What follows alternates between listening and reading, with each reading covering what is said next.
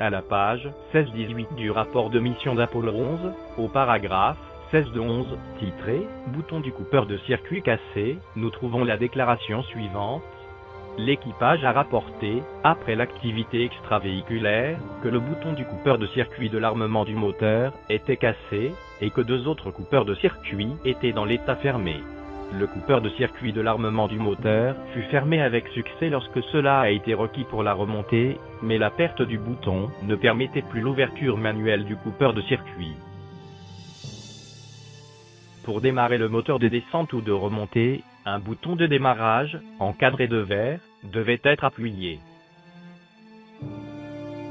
Si un interrupteur engine arm, cerclé de rouge, était sur la position DES, coupeur de circuit ouvert, le bouton de démarrage démarrait le moteur de descente, et, s'il était sur la position ASC, coupeur de circuit fermé, il démarrait le moteur de remontée. Au retour, l'interrupteur devait être sur la position ASC, de manière à démarrer le moteur de remontée avec le bouton de démarrage. Alors, où se trouvait l'interrupteur d'armement du moteur sur le panneau de commande du module lunaire? Il se trouvait ici.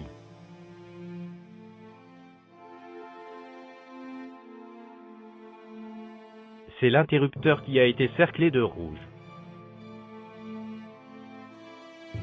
Il y a 2 autres interrupteurs sur la droite de l'armement moteur, que j'ai cerclés d'orange. Selon le commentaire que j'ai cité, ces interrupteurs auraient été trouvés dans l'état fermé, c'est-à-dire en position haute.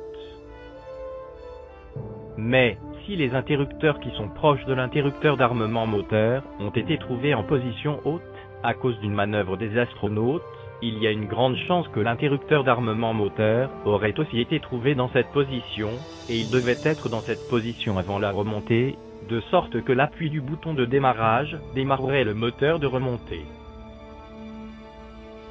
Cela signifie qu'il n'y avait rien à faire, l'interrupteur d'armement moteur n'avait pas besoin d'être changé, il était déjà dans la bonne position. Et, même si l'armement moteur avait encore été en position basse, c'est-à-dire ouvert, si les astronautes avaient réussi à le fermer, il n'y avait pas de raison qu'ils n'aient pas été capables de l'ouvrir également. En effet, si le levier de l'interrupteur pouvait être bougé dans une direction, il pouvait aussi être bougé dans l'autre direction.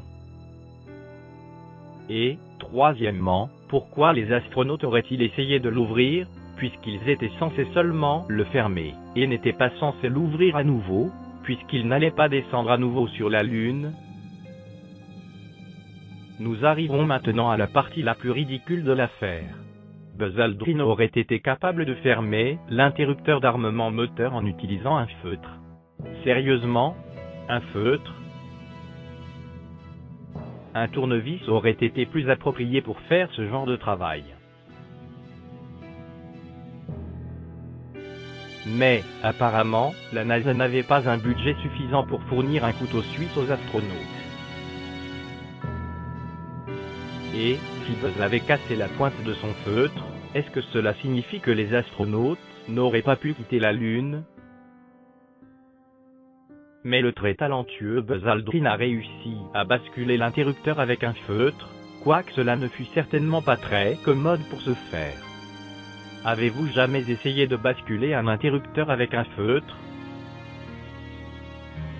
Il n'y a pas de doute que les astronautes étaient très talentueux, puisqu'ils ont réussi à rendre la plume du moteur de remontée invisible.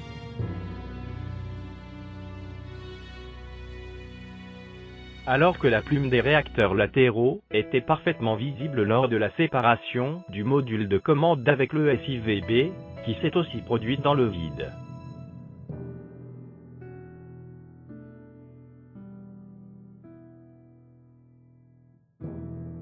Ceci devrait vous convaincre des dons magiques des astronautes.